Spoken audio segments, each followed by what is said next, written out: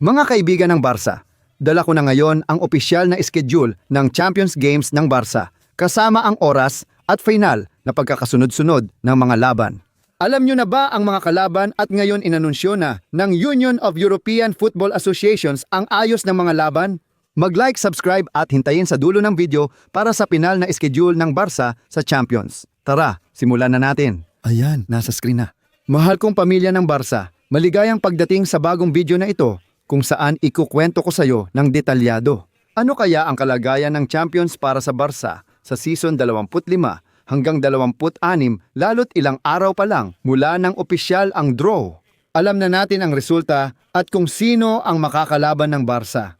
Para sa ika-6 na titulo na halos tiyak na, sana makuha natin ito.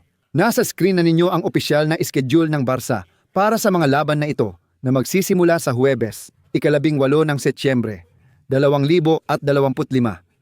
Ibig sabihin, malapit na at magdedebut na ang Barca sa Champions. Gaya ng sabi ko, ngayong Huwebes, ika-18 ng Setyembre. Gagawin nila ito sa labas ng home court sa field ng Newcastle, St. James Park. Isang laban na siguradong magiging matindi laban sa koponan ng Premier League.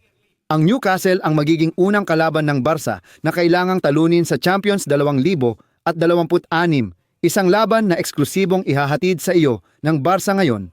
May 2 oras na pre-game at may napakagandang pagkwento ng laban. Kahit di mo makita ang larawan, palagi naming sinasabi niyan.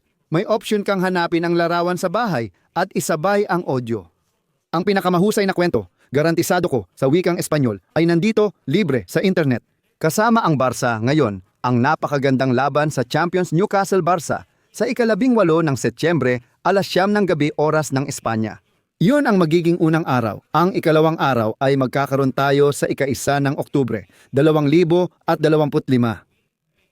Mga 2 linggo pagkatapos.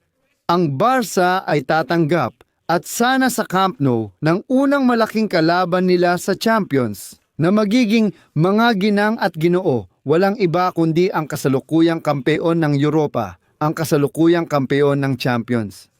Makakalaban ng Barca sa ikalawang laban ang Paris Saint-Germain ni Luis Enrique Martinez. Yung unang laban o unang laro na gagawin natin sa Camp Nou, mga ginoo, mga ginang, ito ay isang kabaliwan. Naisip nyo ba ang ibig sabihin nun? Makikita natin ang team ni Lucho, sina Dembele, Vitinha, Desiree Doué, Kvaratskhelia, ibig sabihin isang napakagaling na koponan. At gusto ko magsabi ng salita pero hindi ko magawa. Sa oras na ito ng umaga, darating sa ating teritoryo, sa ating bahay, ang paborito nating coach. Isa sa kanila, si Luis Enrique Martinez, babalik din sa kanyang tahanan at gagawin niya ito sa Camp Nou. May lahat ng tsansa na maglaro laban sa koponan ni Hansi Flick sa ikalawang araw ng Champions. Grabe, ang lupit ng simula ng kompetisyon. Newcastle una, Paris Saint-Germain pangalawa. Sa bahay, tiyak ang saya at kabaliwan. Lahat ng ito ay mararanasan at ma-enjoy natin sa Barca ngayon. Kita-kits sa Champions, sobrang saya. Pati ang oras. 9:00 ng gabi rin gaganapin ang laban na yan. Ang ikatlong laban na tumutukoy sa ikatlong round, syempre, dito rin gaganapin sa bahay, sa Camp Nou, sa ika-21 ng Oktubre, medyo mas maaga. 7:15 bago mag 8:00 ng gabi. Bibisita sa atin ang isang Greek na koponan na bumabalik sa pinakamataas na kompetisyon, ang Olympiacos, na siya nga pala ay pinamumunuan ng isang Kastila na dating coach ng Sevilla. Mag-ingat dahil mahirap talunin ang koponang ito, lalo na sa kanilang home court.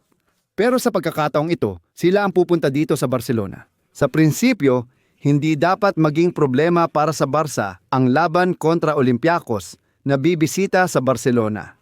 Kaya, ikatlong araw ng laban sa Oktubre, 21:45 ng gabi. At dumako naman tayo sa ika-4 na araw ng laban, isang ika-4 na araw ng laban kung saan kailangang lumipad ng Barca papuntang Belgium. Sa ika-5 ng Nobyembre 2025 ang Barca, 9:00 ng gabi, ay bibisita sa kanilang kalaban. Ang teritoryo ng Brujas. Ang Brujas, isang koponang laging matibay, laging mahirap kalabanin, pero hindi rin ganoon kadali.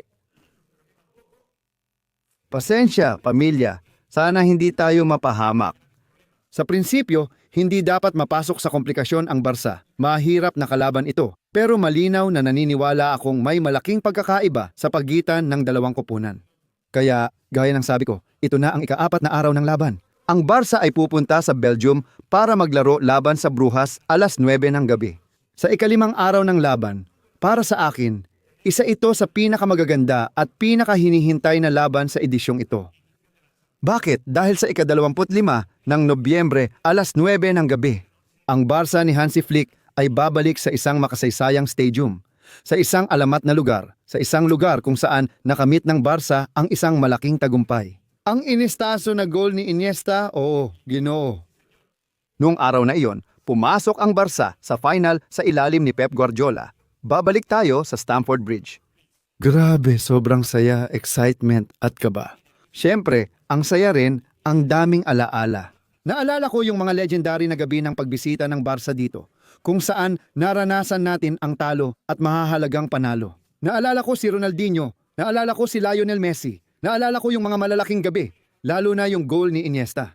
Babalik din ang Barca ni Flick para harapin ang Chelsea, isa sa pinakamalalaking koponan ng Premier League at Europa.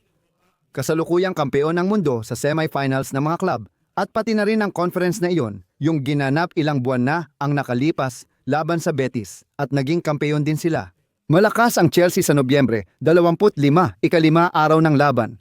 Pupunta ang Barca sa Stamford Bridge, Londres. Tuloy tayo sa ika-6 na araw ng laban dahil may laro pa. Kailangang tapusin at ayusin ang ilang bagay. Bakit? Dahil pupunta sa Barcelona ang Eintracht ng Frankfurt, ang matagal na ring kopo ng Aleman mula Bundesliga. Nagkaroon din tayo ng malalaking problema sa kanila noon. Dahil sinakop nila ang Camp Nou nung laban na iyon sa Union of European Football Associations ni Xavi Hernandez na naging isang sakuna. Tinalo nila tayo sa Union of European Football Associations at talagang kahindik-hindik ang nangyari noong araw na iyon sa Camp Nou. Isang bagay na hindi na dapat maulit. Una, sinalakay ka. Pangalawa, nasaktan ka sa sarili mong bahay. At pangatlo, natalo ka ng matindi. Kaya may kailangang gawin. Mayroong paghihiganti. Gusto ito ng Barca. Eintracht, mula Frankfurt, Barca. Sa Disyembre 9, mapapanood natin ng live dito sa channel ang malaking laban ng Barca na may pinakamahusay na pagkwento online. Salamat. Mag-ingat tayo dahil malapit na ang ika-7 araw at 2 laban na lang ang natitira. Pansin, dahil sa tingin ko ay magiging magaan ang pagtatapos ng liga para sa Barca. Una, may laban sa labas ng home court nila. Sa Czech Republic ito gaganapin sa 2026.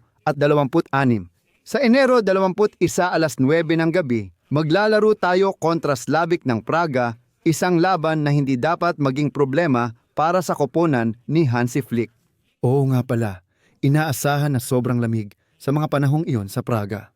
At para tapusin na ang regular na Liga ng Champions, ipinaaalala namin na kailangan nating mapabilang sa unang 8 na koponang makakapasok, may kabuuang 36 na koponan.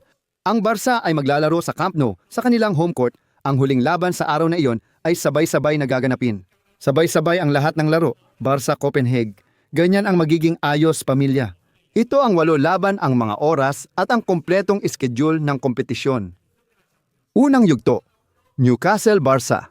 Ikalawang yugto, Barca-Paris Saint-Germain. Ikatlong yugto, mayroon tayong Barcelona-Olympiacos. Ika-4 na yugto, pupunta tayo sa field ng Brujas, Brujas Football Club, Barcelona. Ika-5 yugto, Chelsea-Barca. Ika-6 na yugto, Barcelona-Eintracht de Frankfurt. Ika-7 yugto, Slavic de Praga, Barcelona. At sa ika-8 yugto, magtatapos tayo sa bahay laban sa Copenhagen. I-comment kung ano ang inaasahan mo at alin sa mga laban ang pinaka-kinakabahan o excited ka. Babasahin ko ang mga komento mo. Barca ngayon, Barca ngayon, Barca palagi. I-share mo ito at pindutin mo ng todo ang like button. Tara na!